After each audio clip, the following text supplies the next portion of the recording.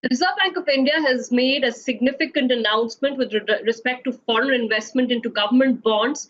Before I tell you what that is, I'll take you back to the budget. If you remember, in the Union Budget, the Finance Minister has said that the government will look to open up certain securities fully to foreign investors. Now, while they hadn't stated it, the intention behind that was to try and list on the global bond indices, which then would allow perhaps a new pool of money to flow into the Indian debt markets. Well, the RBI has now acted on it, and they've acted on it in a fairly bold fashion.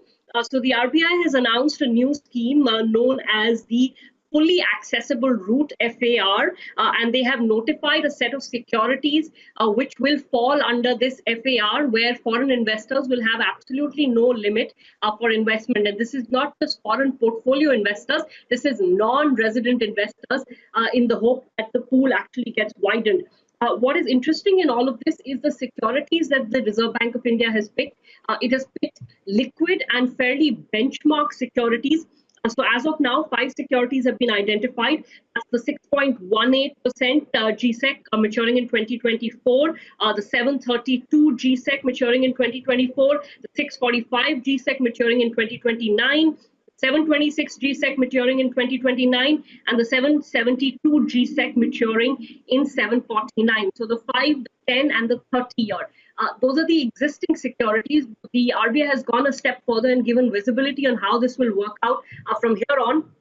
So they're saying that all new issuances of government securities of 5-year, 10-year and 30-year tenures from financial year 2020-21 will be eligible for investment under FAR as specified securities under this particular route. So essentially, along with the existing 5, 10-year and 30-year securities from here on in each financial year, whatever securities are issued in these 3 buckets will be fully open to foreign investors.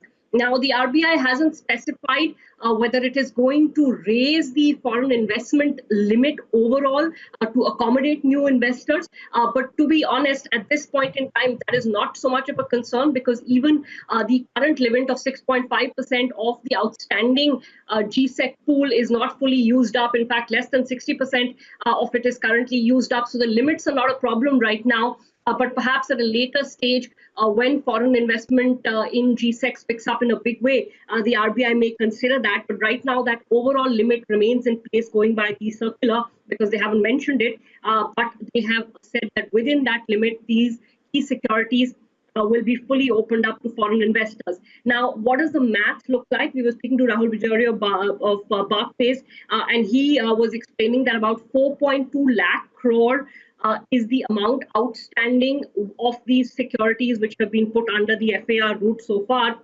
So that's a significant amount to begin with.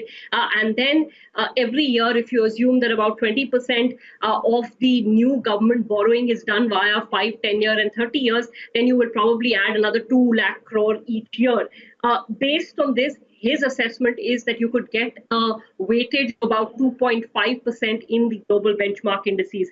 So you could see money that goes via the global bond indices, 2.5% of it allocated towards India. That still could be a substantial pool, maybe not immediately, but eventually, because increasingly more and more funds, debt funds, have started to benchmark themselves to these global bond indices. And because India was not part of them, India was not getting an allocation from that pool.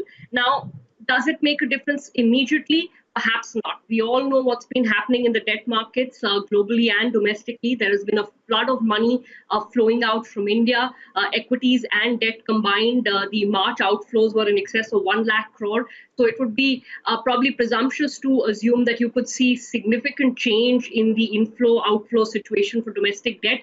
Yet, should money start to get allocated to EM bond funds and India finds a place in these global bond indices, then maybe some of that money will start to flow in. Caveat here that this is what the RBI has announced. We don't yet know whether the global bond indices accept India into the indices and then what weightage they actually go ahead and give it. But a significant move, not just from the perspective of following through on a budget announcement, but also if you look at it longer term, a significant move from the capital account convertibility standpoint. It does suggest that India feels it's in a position of strength now, because remember, if you are more open, especially if your benchmark securities are more open to foreign investment, then you also bring home the volatility that comes with it. And perhaps the RBI feels that India is now ready to deal with that uncertainty. But a big booster, make no difference, even if it doesn't have an immediate impact. This is a big move from the RBI to open up benchmark 5-year, 10-year, 30-year bonds to full foreign investment.